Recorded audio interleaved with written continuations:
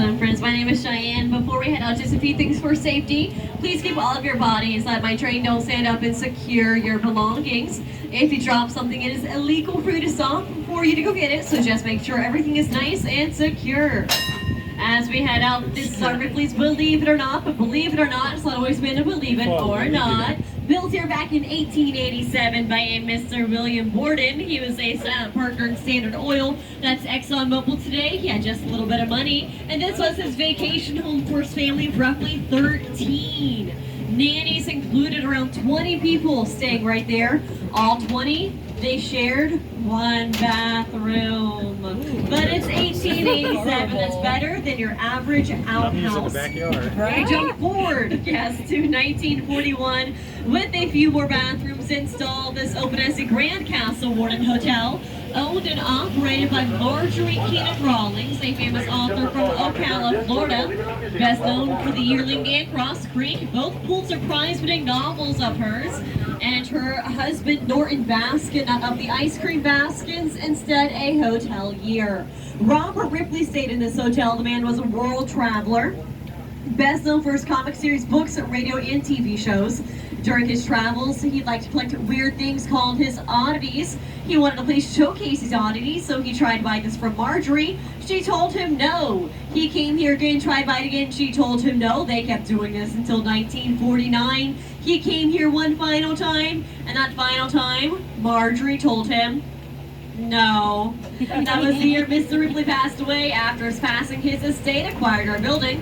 We opened Christmas Day 1950 as the world's first permanent Ripley's Believe It or Not. That being said, we are off to explore our historic district. That district is that way.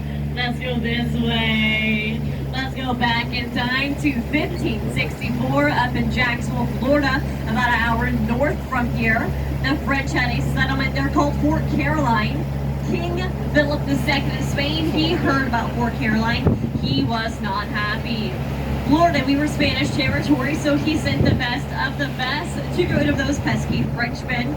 He sent Don Pedro Menendez from Adelaide, Spain with his army, a handful of Jesuit missionaries, lastly Father Francisco Lopez. They landed here September 8th of 1565. If you don't know, that's dead middle of hurricane season, not the most ideal time to be out at sea. When they landed here, they were so grateful to make it here safe and sound that the minute they hit solid ground, they dropped down, they praised God, and then the very first Catholic Mass in the U.S. there on the right, marked by that 208-foot tall stainless steel cross. If that cross were any taller, it would have fired strobe lights up on top for an aircraft in the area. It weighs around 70 tons. Located right here in the mission Nombre de Dios, meaning in the name of God. This is an open mission. You can walk this grounds if you would like, just like John F. Kennedy. Kennedy came to St Augustine on a visit, made a stop right there, and declared it the most holy land in the entire United States.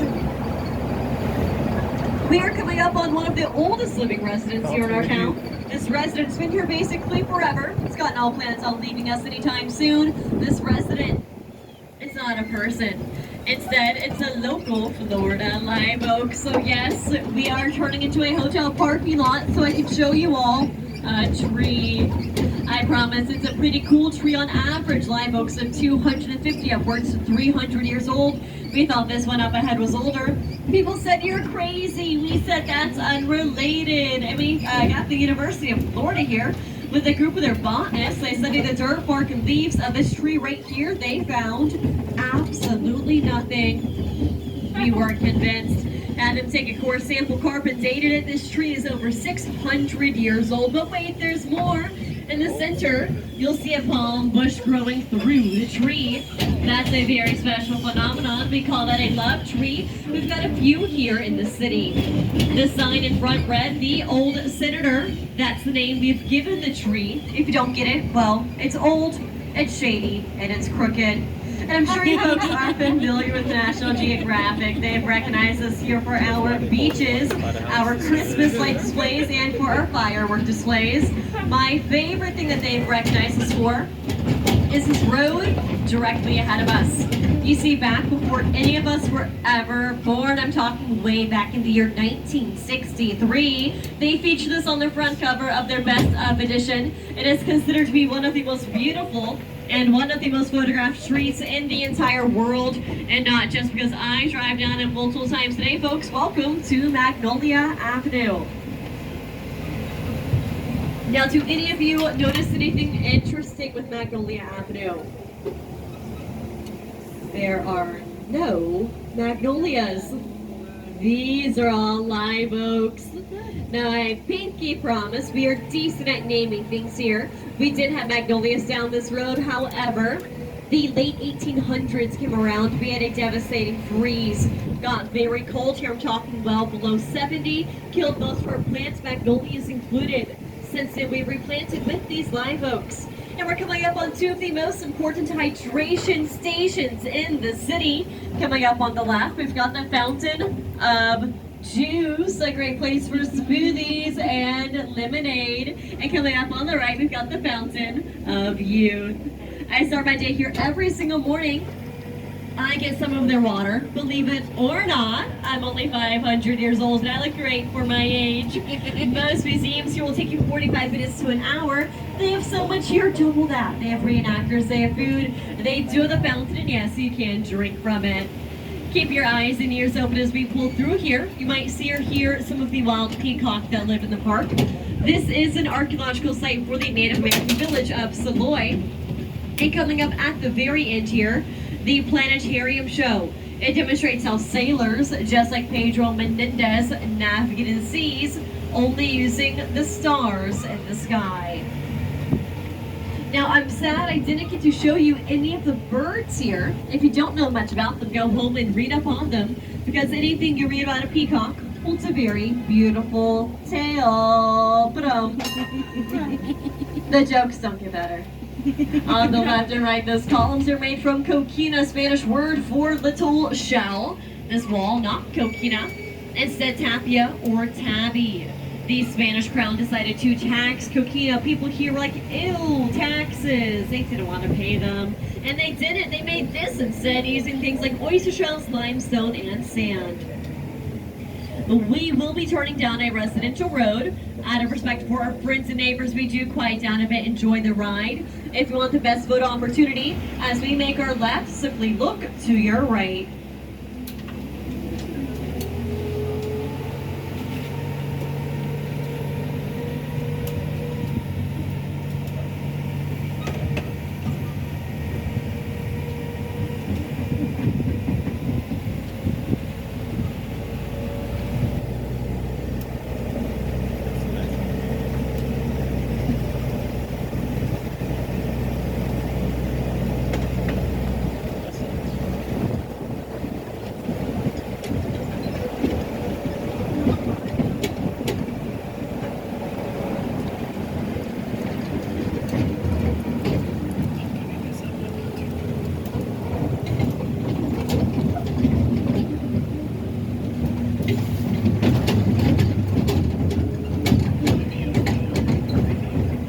Talk a lot today about a man named Henry Flagler. Just like William Borden, he was another partner in Standard Oil, another very rich presence here in the city. In fact, Flagler was responsible for turning the entire Florida East Coast into the tourist destination that we are today, including us right here in St. Augustine. Flagler came here on his honeymoon with his first wife and three named Mary. They fell in love with our city and they wanted to turn us into a winter resort for the elite. In doing so, Flagler, he had a few hotels here. And with his first hotel, he realized he built it a little too close to the city jail. Flagler, he didn't like that, so he went to the city and he asked them to move that jail. They told him no. They said that's not within our budget, but it was within his. He built the salmon-colored building here directly ahead of us. Flagler helped design this to make it look nice and pretty, just like a hotel. From the outside, that is. Left the construction part up to the same people who built Alcatraz. The prisoners, they stand here to the left where the bars are on the windows. Off to the right without the bars, that's where the warden and their families stayed, all in the one building together here. This jail was designed to hold around 76 prisoners, 4 people sharing a single cell. Well, I will admit they did hold a lot more than 76 in here at a single time, meaning if you had to stay here, there were 2 things you did not have. The first was any privacy, the second was a bathroom. Instead here, they provided you with a bucket, and if you were lucky, it didn't leak. If the bucket didn't leak, well, it held about a gallon. That's a load of fish for you folks right there. Suddenly 1 bathroom. Down at Ripley's, it doesn't seem too bad. Like most jails, not a fun one to be in. Everyone wore matching black and white striped pajamas, and this was a working jail. We're in the state of Florida, where it's hot, humid, sometimes rainy. Nothing you want to work in, especially for no pay. Now, the old jail museum showing the jail during its operating era. And when I was in school, they taught us a fun little rhyme. They said in 1492, Columbus sailed the ocean blue. Then, in 1493, Columbus sailed the deep blue sea. The second time around, he had a fun little guy with him. His name was Ponce de Leon. Columbus and Ponce didn't get along. Ponce left. He traveled on his own. During those travels, he became the very first governor of Puerto Rico. Ponce of Puerto Rico, he loved governing, he truly did. However, the more time he spent there, the more he missed his lady, the sea. He would go listen to the sailors tell their stories of their grand adventures and of their epic travels. That made Ponce miss traveling even more. Now, one take, you heard some sailors talk about the island known as Bimini. It was rumored to have more treasure than all of us combined could spend in an entire lifetime. Now, that got Ponce excited. So he and his buddies, they fixed up their boats, they went sailing looking for Bimini. They never found it. Instead, what they did find was the Florida East Coast, landed here in 1513 down south near Cape Canaveral, just around Easter time. That's springtime here. Our flowers are nice and in bloom, thus giving us our name of La Pascua Florida, meaning Festival of Flowers. The land here on the left, in between the Mission down to Ripley's, it's the Lucy Abbott Historic District. She was our very first real estate developer in the entire city, and she developed this land in the late 1880s through the early 1900s, at a time where it was still incredibly rare for a woman to even own land. And did not stop her. Once acquired, she developed and was responsible for the construction of over 100 homes here, a handful still standing. And we are also headed south, once known as the Old Spanish Trail. This trail ran north up to Jacksonville, out west to California. No cars back then, they had their horse and wagons. Those only traveled a few miles an hour, taking roughly 3 days like that up to Jacksonville. That's now an hour drive. Then, should everything go smoothly, which nothing ever went smoothly, at least 10 months out to California. For all my parents on board, could you imagine 10 whole months of our area? Yeah, not a fun 10 months for the families. On the right there, that giant Coquina Sphere was the 0-mile marker for that Old Spanish Trail. As a city, we were number 1 in battle for a few reasons. Number 1, these city gates right here, they were the only way in and out of our city. We were then surrounded by this city wall. I can read your mind. You're thinking 2 things. First, best tour guide ever. Thank you. I'll be here all week. And second, that wall, you thought that was pathetic. I promise, back in the day, it was around 10 feet tall. The bottom line was Spanish bayonet, that very sharp plant coming up on the right. Nothing you want to high five. And of course, keeping us safe there on the left, the Castillo de San Marcos, or the Castle St. Mark's. Our military fort, constructed here between the years 1673 and 1695, made entirely from coquina. Coquina, again, Spanish word for little shell. There's quite literally millions, if not more, seashells making up that fort right there. Coquina is the main reason why, as a city, we were never won in battle. For 2 main properties of its own. The first being coquina, it's incredibly durable. When you mine it, it comes out of the ground soft and squishy, similar to Play-Doh. Let it harden or bake in the sun for a few years to become stronger than concrete. It's also incredibly rare, only found in quantity, 2 places in the entire world. The first is here off our coast, the second is in Puerto Rico. It can be found other places with very small trace amounts. The only reason why the British ever had control here, it's not because they captured us, instead they captured Havana down in Cuba. That was a lot more valuable to the Spanish than we were, so to get that back, they simply traded us. And we are turning on to Paulina Street. You will notice all these side streets here are all very, very narrow. This is by design. It's not because we ran out of space here. All Spanish cities, they share this common design. These narrow roads, they pick up that beautiful sea breeze off our bay, and they act like a wet tunnel to move that cool air around. So this design was truly an early form of air conditioning. Also early heating here as well. Throughout the winter months, the same principle applied, but with the heat from kitchen fires instead of the sea breeze. And I'll put the spotlight over onto the musician for just a couple minutes.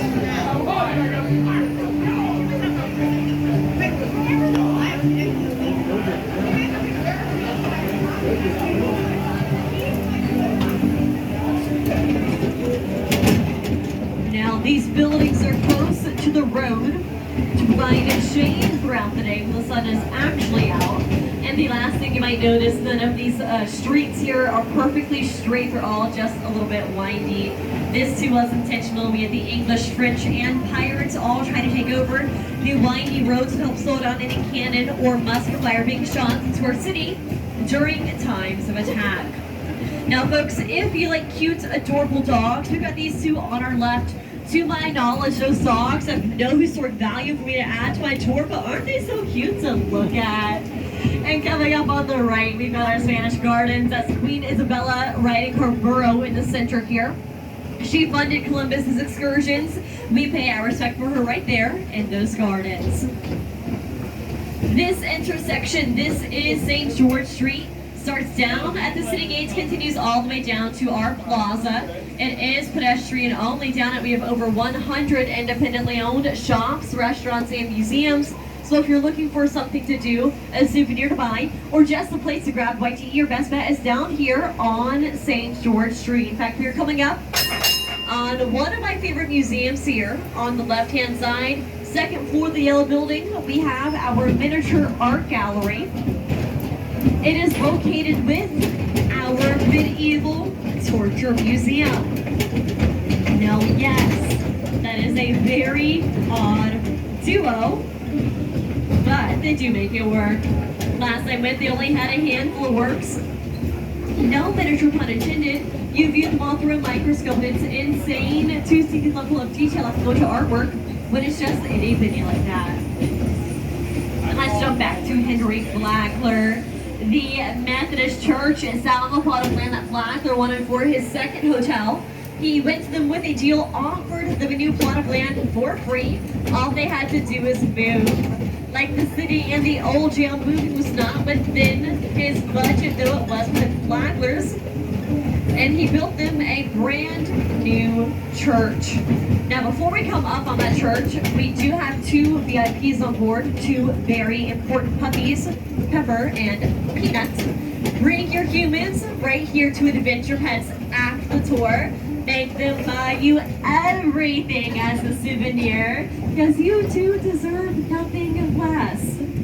Now, as we make our turn here, look up the left side of the train to get the best view of this church's bell tower.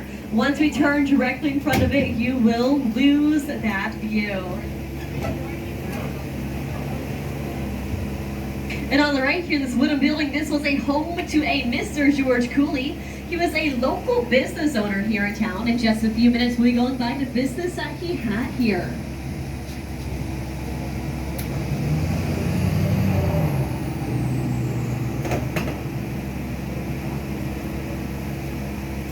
That is, of course, if traffic ever wants to let up. But we'll see.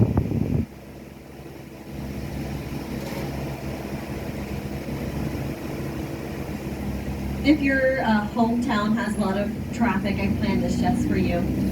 So I'm going to get you homesick. If it doesn't have traffic, I plan it also for you. So you get the full experience here. Of course. We care.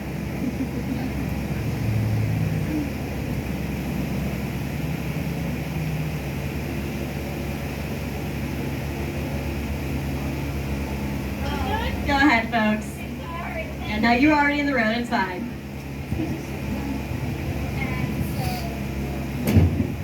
All right, like I said, go ahead and look up the left side of the train to get a view of this bell tower. This is the Grace United Methodist Church, the first church in the state of Florida built using the poured concrete technique. This is a technique Flagler favored all three of his hotels, built using this here as well. Off the terracotta, you see that's red hand-carved terracotta. Those doors are perfectly balanced hand-carved cedar doors, and the bell tower up on top. I'm gonna let you folks in on a little local secret. That bell tower, not really a bell tower. That's just a tower. By design, it holds no bell. We'll get to the reason why in just a moment. The Baptist Church, they saw this beauty, they got incredibly jealous. They too wanted a brand new building. They went to Flagler for some financial help. He provided, though it came with conditions. He gave them $10,000. They didn't go for that. They had 2 years to raise on their own. They could not have a mortgage, and just like the Grace United, they too could have no bells in their building. With their money, built this right here, Ancient City Baptist Church. The yellow coloring on the bricks here. This is the natural coloring of those bricks made here in the state of Florida. We've got a high sulfur content in our water. It's just how they turned out. So why the no bells?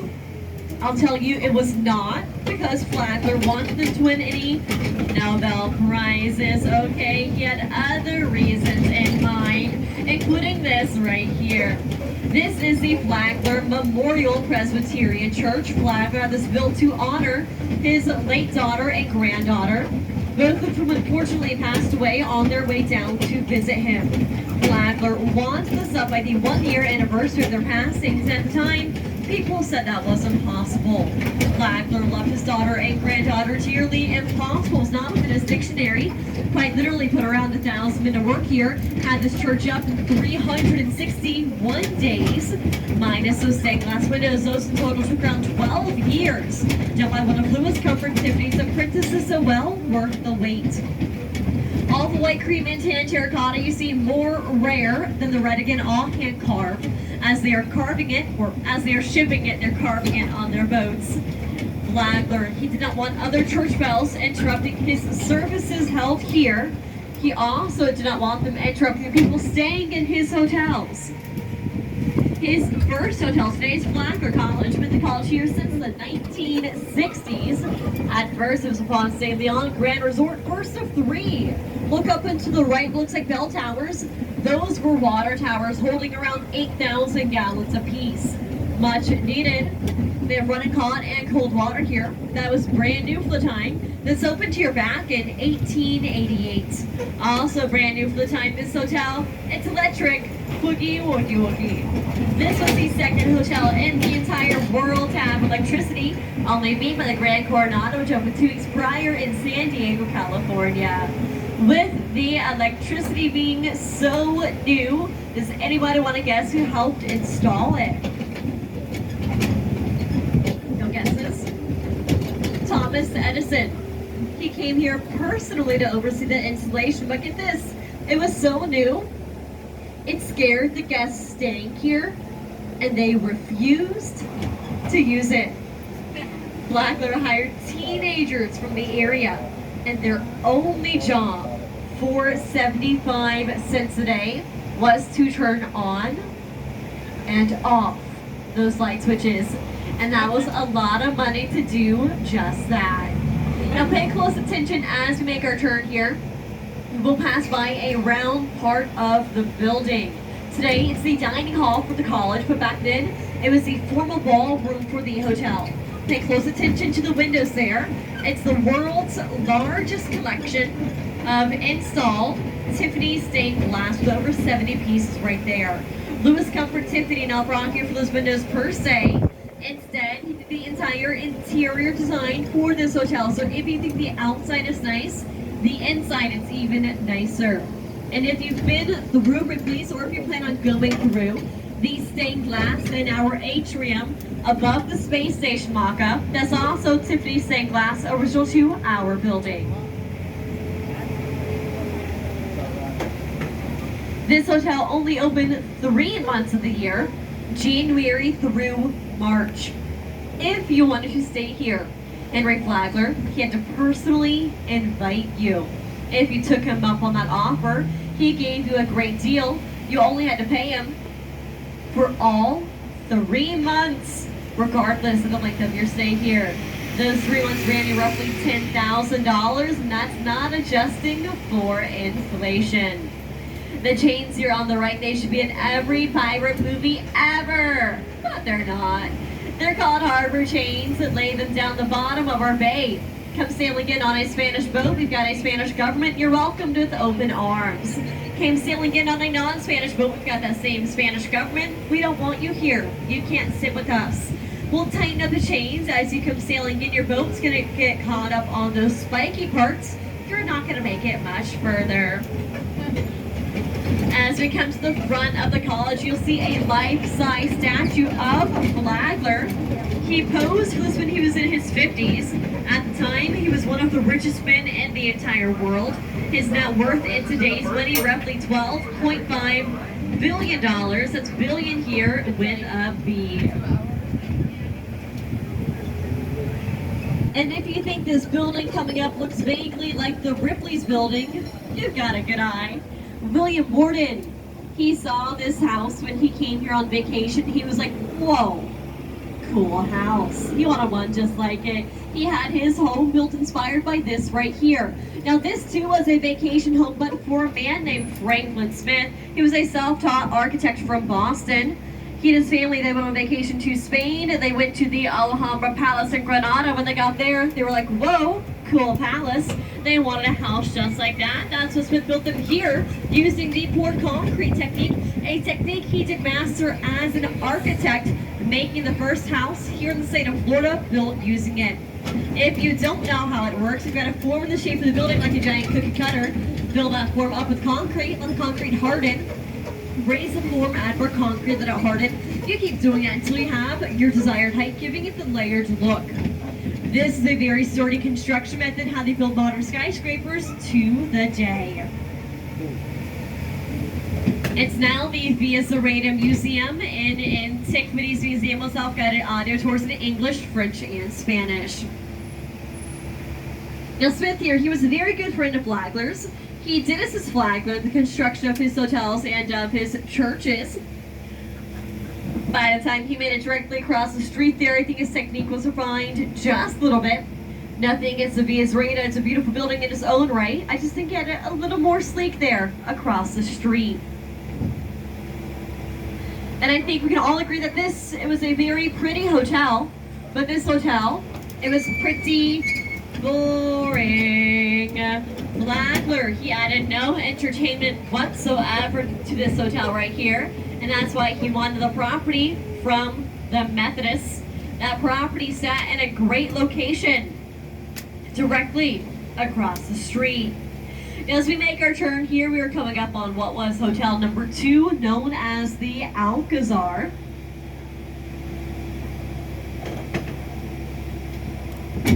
The Alcazar opened here less than a year after the Ponce de Leon did, and it was open year-round. Anybody can stay here, no invite from Flagler needed, and the rooms here, they went between 5 cents up to $2 a night, so what a steal! Flagler made sure this place was extra fun compared to the Ponce de Leon. Honestly, not hard to do. Amenities included but weren't limited to Russian and Turkish baths, a bowling alley, a black and white movie theater. Still growing down the center of this building is a gorgeous, gorgeous garden. And coming up where the building dips in at the time, that was the world's longest indoor swimming pool. Still here, just without the water, now holding a cafe inside. And by chance, do any of you know when the automobile was invented?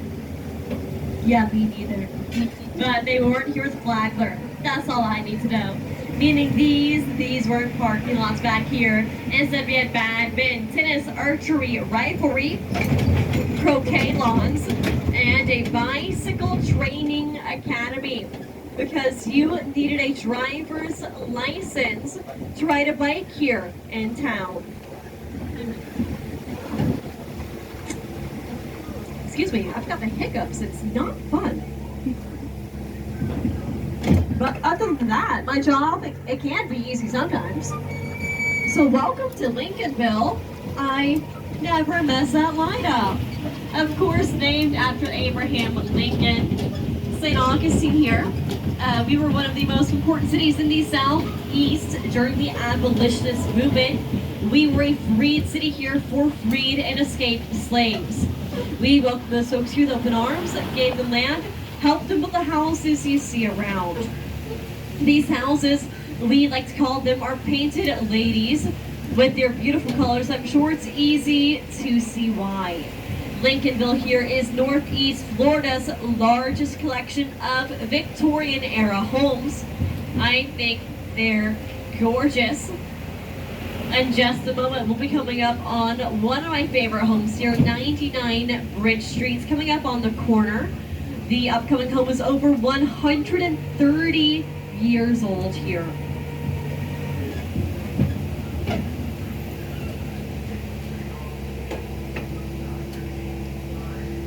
That home is coming up here on our left here, again, the corner, with another one, another favorite coming up on the right-hand side, the other corner, the navy and gray house. Now, we call this one the Jefferson Estate, named after Thomas Jefferson's great-granddaughter. She owned this house, she lived right there, and with it owned the entire city block it sat on as well. For a good reason. She lived off her land here. She had cattle and chicken that she used for her meat and eggs, and gardens for her fruits and her vegetables. The Jefferson Estate is no longer a private house. Up until recently, that was a restaurant, and I can't wait to see what they do with the building here next. Now, on the left, they sold this around 2 summers ago. When that sold, it had about half a roof, so they've done quite a bit of work getting this restored, and I can't wait to see that thing fully completed. And jumping back to Flagler's era, some of the prominent industries in town included fishing and shrimping. Those are both still vital to our local economy. Directly ahead of us, we're coming up to the St. Augustine Fish Camp, a still running restaurant in town. As we make our turn here, look into the water. You'll see some of their fishing and shrimping boats there in it. Flagler's era, they would come sailing in right here. They needed a way to keep their fresh catch fresh. Refrigeration existed at the time, but it was new, expensive, and unreliable. They didn't use it. Instead, they would come down here to the building with the green trim. At the time, that was our ice plant. They would go right there, get their ice, take that plus their fish to the market. Most homes, they sell their ice boxes, so again, they would come right here. And of course, Flagler's Hotels, they relied on the ice plant here too. And of course, on the topic of Flagler, we need to discuss the railroad. Flagler is the reason why we are on a train right now. The railroad followed Flagler down to Florida, at first only running during the daytime. Flagler, he wanted them to extend their hours after dark so people would come here and see the city all lit up. Like I said, the electricity was brand new at the time, so he went to the railroad company and he asked them to start running at night. The railroad company, they told Henry Flagler, no. Now, I'm not sure if you've noticed a trend or not here throughout the tour, but no is not something you say to Henry Morrison Flagler. Because as a man, he was incredibly rich. And he was also incredibly petty. So he bought that railroad company, yeah, in its entirety. And believe it or not, they started to run at night. Now, to this day, that is the Florida East Coast Railway under Flagler, went from Maine all the way down to Key West. Their headquarters here in St. Augustine. It was hit with a bad hurricane back in the late 1800s. Now going from Maine down to Miami, and what used to be headquarters here is now housing for Flagler College. I'll point those buildings out here in just a moment. But when his trains got to town, does anybody know where they stopped? Well, like most cities, at our train station. We are coming up on the depot here to our left today. It's the St Sebastian Winery. Free tours and tastings. Last one out at 5. If you like what you taste, they will sell it to you if it's legal. They'll ship it to you. But you're in Florida, go to Publix, it's there too. Free on-site parking for you to use throughout your tour. And this is a family-friendly tour. Little ones here, they do get tastings, but of grape juice only, of course. The first 3 buildings across the road there, those were the original headquarters for the Florida East Coast Railway. Again, all 3 buildings now housing for Flagler College.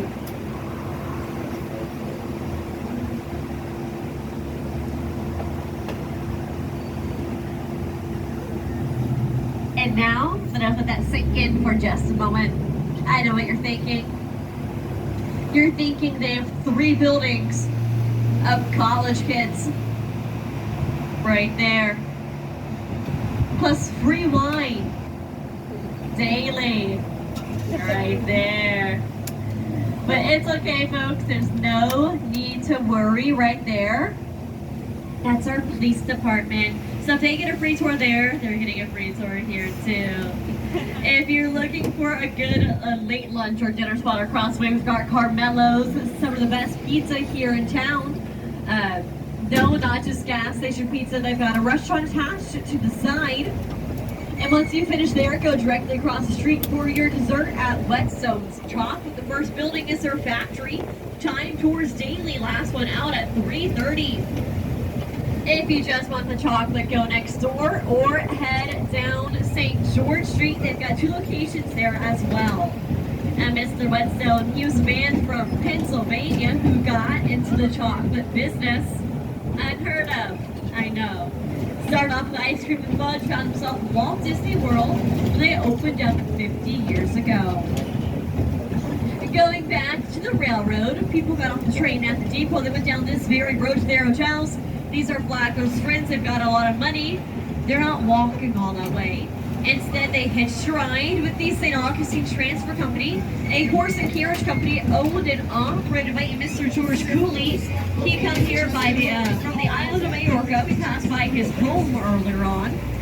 Horse and carriages, they would leave from the left. The barns here on our left. They would follow our route down to the depot, pick you up and take you into town to your hotel. Same thing in reverse at the end of your visit. Passing back by the ice plant, no longer the ice plant, now the St. Augustine Distillery, the first legal distillery in the state of Florida after Prohibition. If you like whiskey, rum, gin, or vodka, that's a place for you, just like the winery. Free tours and tastings.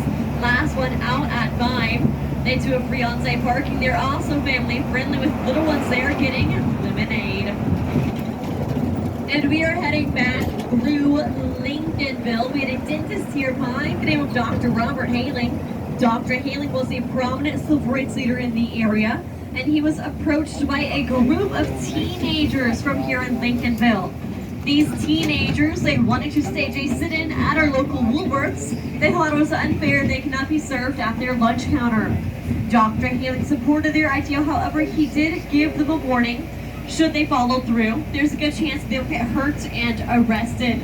The teenagers, they understood the risk and they did follow through. They were hurt and arrested, now known here as the St. Augustine 4. This Dr. Haling to make one of, if not the most important phone calls to his in his career to his good friend, Dr. Martin Luther King Jr. Dr. King stayed here for 2 weeks following the teenagers' arrests, and during that 2-week stay, he led 2 marches down the road directly ahead of us. That's why we've renamed this road in honor of him, making it one of only a few streets here in the nation named after Dr. King that he ever marched down 2 times. During his stay here, he stayed right here in the heart of Lincolnville. For his own safety, Dr. King stayed in a different home every single night. One of these homes, coming up on the right-hand side, white house, red trim, photo of Dr. King signing their family Bible located in their yard. That family Bible, it's still inside the home to the day, because this home is still owned by the same family. In fact, the homeowner here, Miss Tyson, back in June, she celebrated her 100th birthday here. And her next door neighbor was Dr. Healing with his dentist office, now home to the Accord Civil Rights Museum. Both of those locations are stops here on our Freedom Trail. That's around 7 miles. You can walk, bike, or drive. More information for that can be found online or in person at our Visitors Information Center right there at that Civil Rights Museum. Now it's hard to see from the road. He went 3 homes in. Al Capone to stay there. Rumored he would go to the Alcazar to gamble a while back. Somebody asked if it was legal for the man to do so. I said, sir, this is Al Capone we're talking about. I don't think he really cared. And the park on the right, known as Emancipation Park, where the Emancipation Proclamation was for the first time in the state of Florida. And we're coming up the other end of the Alcazar Hotel. Now the Leitner Museum. This museum is a giant collection of collections. Also home to our City Hall. If they're at the Ponce de Leon and the Alcazar Hotel, so why did he need the Cordova Hotel? Today it's the Casa Monica. Of his 3, it's the only one still operating as a hotel, and I find it to be funny considering Flagler. He did not build this right here. Franklin Smith from the Via Rata did. Oh my goodness, congratulations over there. You guys look beautiful. Oh my God, good for them. Now on the right, like I was saying, Flagler, he didn't build this. Franklin Smith from the Via Rata did. When Flagler found out that his good friend was going to the hotel business, he wasn't happy. He liked his monopoly here. Told Smith if he followed through, they wouldn't be friends anymore. Franklin Smith said, okay. And he built this hotel. He thought that was that.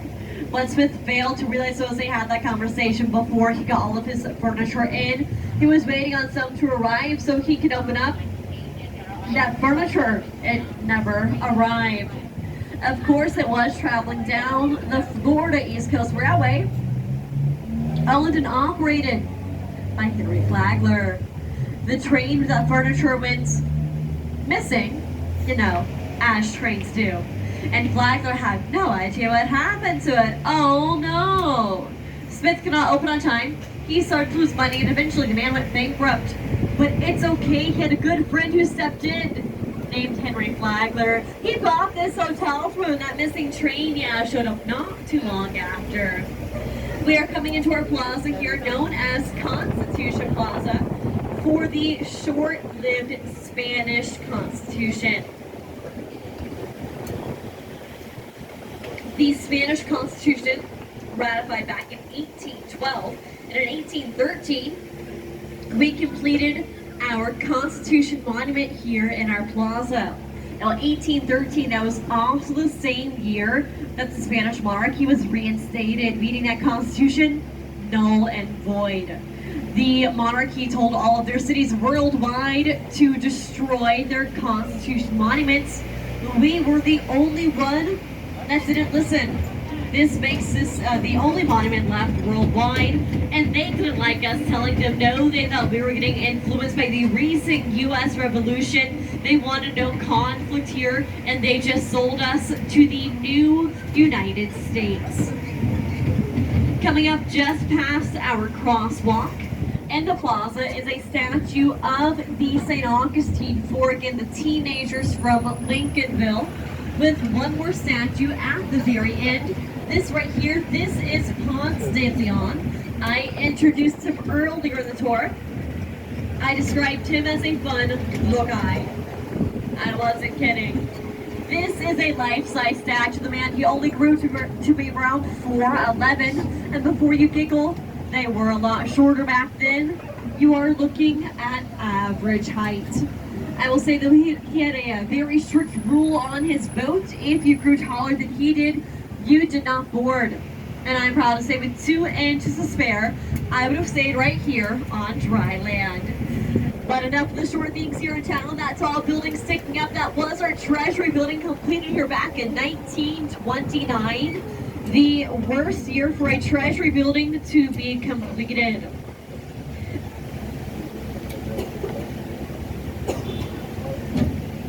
With the Great Depression hitting us here in the 1930s, and this being our only quote-unquote skyscraper, people here, they hated this building. Said it was ugly, bad luck, stuck out too much, hated so much that as a city, we passed legislation saying we can't build more skyscrapers, and to this day, it's still our only one.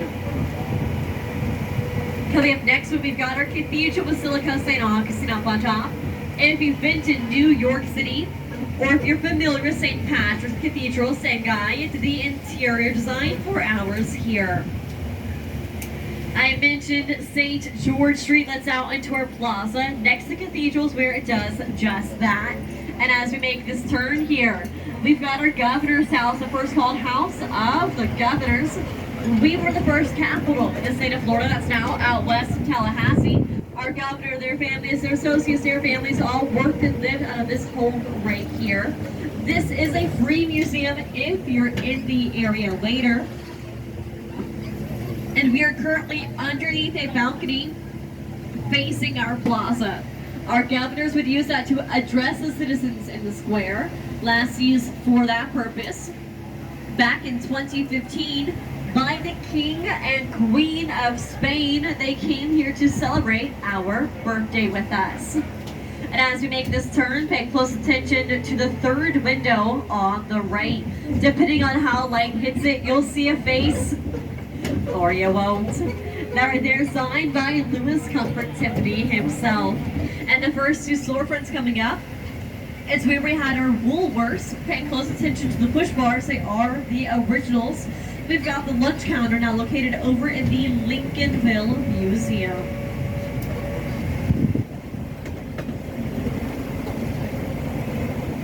In just a moment, we are turning down the oldest road in the United States. This right here is Avila Street, named for our sister city in Avila, Spain, where our founder, Pedro Menendez, was from. At first, though, we called this Hospital Street for the Spanish military hospital that sits right here. When they were operating, no pun intended, they had a survival rate of around 70%. If you needed something amputated, they would have it off for you in less than an hour. 0 anesthetic, so big trade-off there. The jail flag, their wanted move, was a brick building next door. And if you're in the area later and you want ice cream, right here is a Peace Pie gourmet ice cream sandwich is best in the city. Then if you like supporting local artists and artisans, I like to call this our little art alley. We start off strong here with the George Nick Gallery with their beautiful fine art showcasing our lovely little city. Up next, Mr. Dan Holiday with his leatherworking and Mr. John Bouvier with his antique maps and prints. Right here, Mr. Joel and Princess Connor, Smoss with Goldsmiths here in town. Right here, Mr. Phil D with the Bart Lily Weinbart Art Gallery in the city. Up next, Mr. Joe with Ancient City Art Gallery. And last but not least, Mr. Ken and Miss Donna with Jason's Pottery. The pottery is beautiful, the instruments are playable. And on the right, we've got the Venice Fascia House, a boarding house. The little building in the center, that was their kitchen, kept separate here because it's Florida. It's usually too hot to fire in your house, and the most common place for your house fire to start would have been right there in that kitchen. Now this wall, it dates, or not dates back, this wall's less than a foot thick is what I was trying to say, and that big hole that came from a cannonball. You'll see cannon and muskwell strikes all throughout the wall here, clearly still standing strong. With the seashells and the coquina that this is made from, and they absorb the impact when something hits it. That's why it's crack nor crumble like stone or concrete. And at the end here, we've got the Father Miguel O'Reilly house. These walls here, they date back to 1691. Though O'Reilly, he lived here throughout the 1790s. The man sold citrus, lemons, limes, oranges, everything of the sort. He sold enough citrus. He bought the entire city block right here, and it was later dedicated to the education of the Sisters of St. Joseph. These sisters, they're still here on the land to the day. It's now their retirement home. So I guess you could say that they come here to St. Augustine to kick the habit. No, the jokes don't get better. But as we make our left look to the right, you'll see another love tree, live oak with palm tree growing through the sign. It said if you kiss your loved one under a tree just like that, that person will be with you forever and ever and ever. Now that's a really long time, and honestly, most people aren't worth it, so be mindful if you kiss somebody under a love tree. And believe it or not, that road used to be bumpier. We've clearly improved. All these things were dirt roads back in the day. Flagler came to town. The man had high standards. He went to the city. He asked them to pave the roads. They said, Mr. Flagler, with everything you've done here so far, it would be our honor. It's just not within our budget. Of course, it was within his. He sent an empty train to R.J. Reynolds, a brick manufacturer at the time. Fill that train up with bricks, brought them back, told the city I bought that you paved them, they did. If you're looking for an adventure while you're here, look no further. Across the bay, we've got Anastasia Island, not named for the Russian princess, instead the St. Gottheimer Lighthouse. You can't miss it here, black and white counterclockwise stripes with the ruby red top. And coming up in the bay, we've got the Black Raven, our local pirate ship. They do excursions during the day for pirates of all ages, at night just for the big kid pirates. If you go on an adventure with her crew, I recommend you be on your best behavior. You don't want to walk the plank here. Off our coast, we've got the world's largest breeding grounds for hammerhead, mako, and black tip sharks. So yes, that's a lot of baby shark. If led by the teeth, go to our beaches here, or download a shark tracker app. See where Catherine the Great is. She's nice with great white flexi vacation here off our coast. And by chance, are any of you scary movie fans? Good, I was going to talk about it either way. The first 3D scary movie was a film called House of Wax, starred Vincent Price. The majority of that movie was filmed in Australia. But the close-ups right there on the left in that yellow building. This was the original home to Potter's Wax Museum, America's very first wax museum. Yes, they do have Harry Potter in there. Today, this is our A18 Aleworks Potters. It's still in town to the north here, near the city gates. And on the right, we've got this cute and cozy mini golf course. Blink, you'll miss it. But it's the oldest mini golf course here in the state of Florida. Back behind it, we have construction. Behind that, though, is the Bridge of Lions, named for the Carrera Marble Lions that guard this side of it. Those two lions, their names are Firm and Faithful.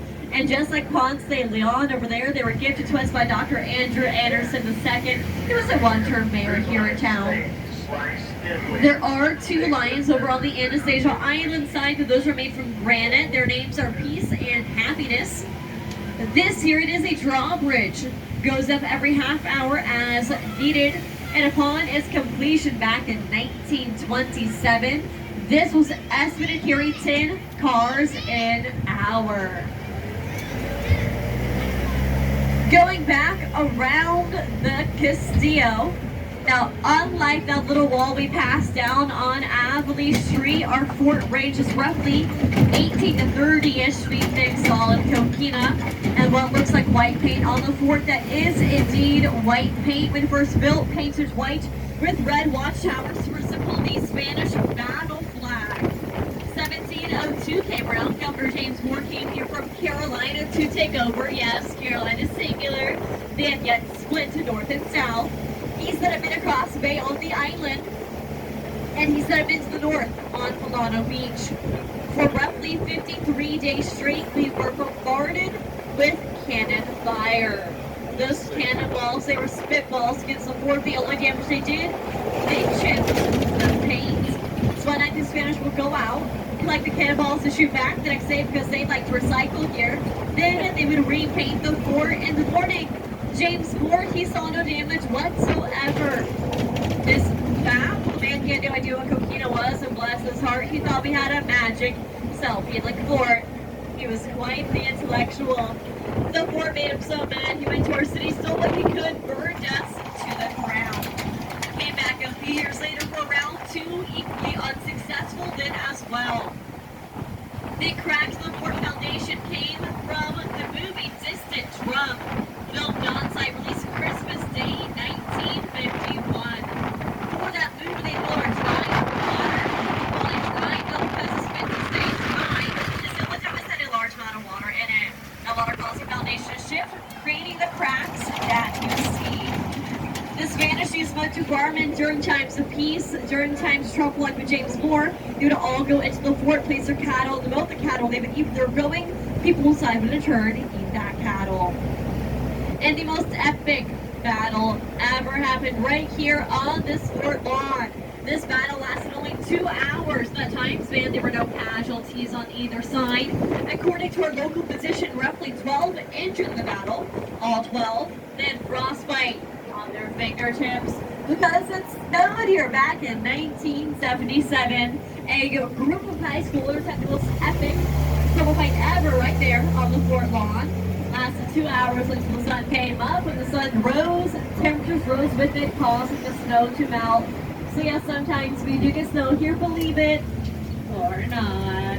As we head into Ripley's, if you've got any questions, what to do, Rincy, where do you come talk? We told them we're really good at telling people what to do. And on that note, look behind those big bushes. You'll see that statue peeking out at you. That's our exact replica of Michelangelo's David. Only 2 exacts in the world, number 1 there, number 2 in Australia. The original over in Italy. Exact, because that is a life-size statue of David made from the same marble that Michelangelo used. The last thing we do before we go home, we spray it head to toe with Windex because Windex prevents streaking. And coming up in the back right corner, we've got the horse made from car parts, mainly chrome bumpers. This was a good luck charm for Broncos. They took this with them to the Super Bowl. And then they lost that Super Bowl. It's why their good luck charm is in the back corner of our parking lot. Friends, please remain seated for me until I come to a complete stop and I ring my bell. If you enjoyed the tour, my name is Cheyenne, just like the capital of Wyoming. Let us on Google or on TripAdvisor. If you hated me, folks, that's fine too. I'm now Henry Flagler, though, and I've been dead here since 1913. Again, just wait for my bell. You folks have a wonderful rest of your day.